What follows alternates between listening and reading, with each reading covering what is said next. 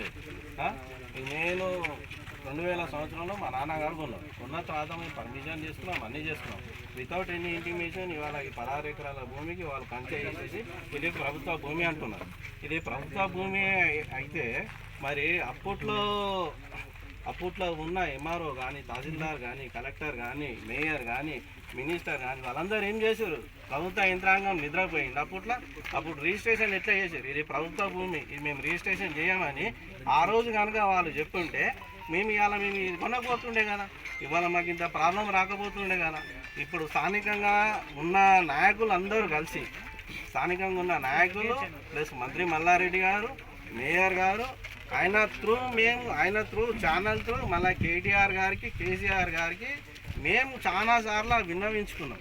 Sir మేము సాబిరా plot owners, ఇది private land, ఇది ప్రభుత్వ స్థలం కాదు సార్. ఇది ప్రభుత్వ స్థలం అయితే మేము ఎర్ర జెండాలు పాతి మేము సంపాదించుకున్నటువంటి స్థలం కాదు. ఇది మేము ప్రైవేట్ ల్యాండ్ని కష్టపడి రూపాయి కూడబెట్టి కొనుక్కున్నటువంటి ల్యాండ్ సార్ అని కూడా చెప్పినాం.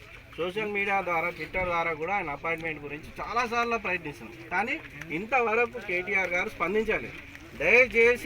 దయచేసి ఈ మీడియా ద్వారా మేము కేటీఆర్ గారికి, పర్టికులర్గా కేటీఆర్ గారికి, కేసీఆర్ గారికి శతకోటి వందనాలు చెప్తున్నా సార్.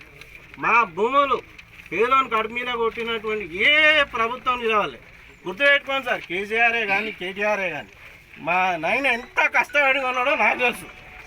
కానీ చాలా మోసం చేశారు మీరు. తెలంగాణ వచ్చినాక చాలా న్యాయం చేశారు మీరు. ఇట్లా చేయొద్దు సార్. మా నాయనకు మేము 7 మంది సంతానం, నాకు 4 అక్కలు, మేము 3 అన్నదమ్ములం. మా పుట్టని కొడితే ఏమొస్తుంది కేసీఆర్కి? ఎవరు బాధ్యులు? ఇప్పుడు ఈ భూములు ఎవరు ఇప్పిస్తారు మాకు?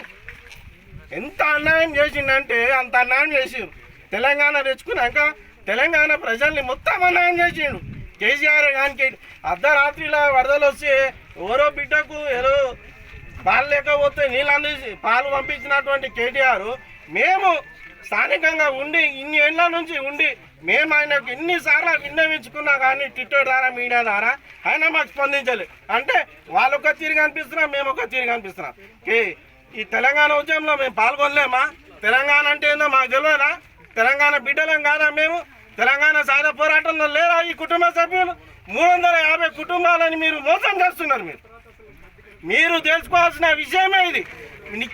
ఈ ముఖ్యంగా మంత్రి మల్లారెడ్డి, మేయర్ ఆడే డ్రామాలకు పైన ఉన్న అధికారులందరూ వత్తాసు పలుకుతున్నారు.